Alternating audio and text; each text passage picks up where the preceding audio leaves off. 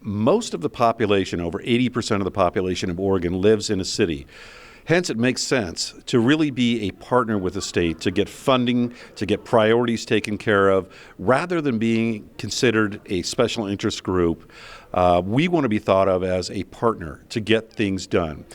To that end, we've had great meetings with the governor. We continue to do so on a quarterly basis. We are in the process of an education campaign there with that administration.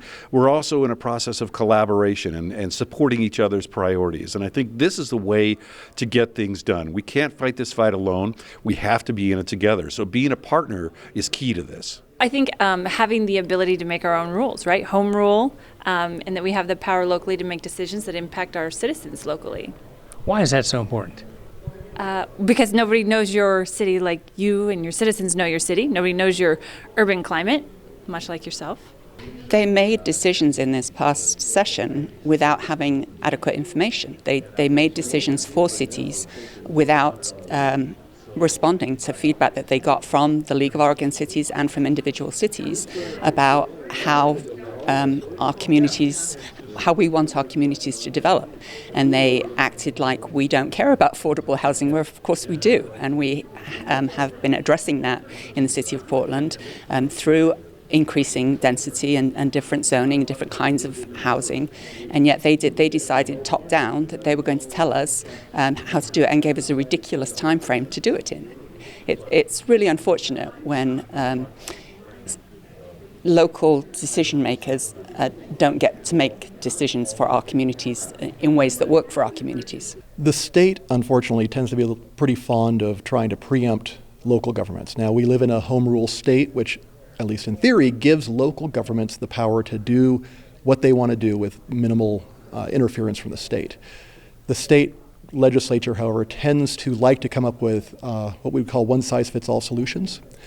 And one size definitely doesn't fit all. Every city in the state of Oregon is different. There are some similarities among them. There are some very huge differences.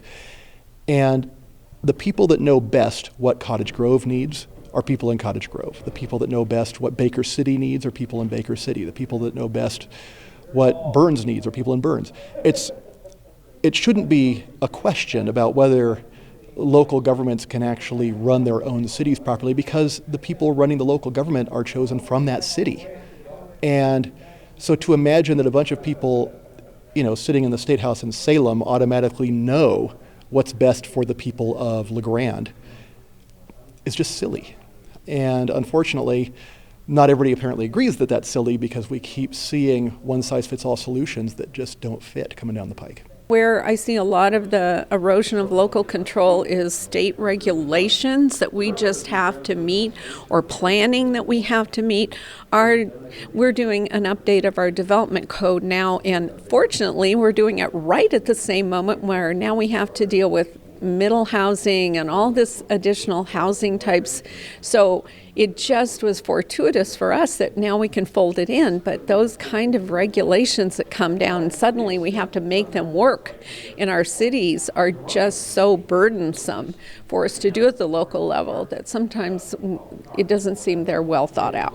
We need to be able to manage our own right-of-ways, manage our own destinies.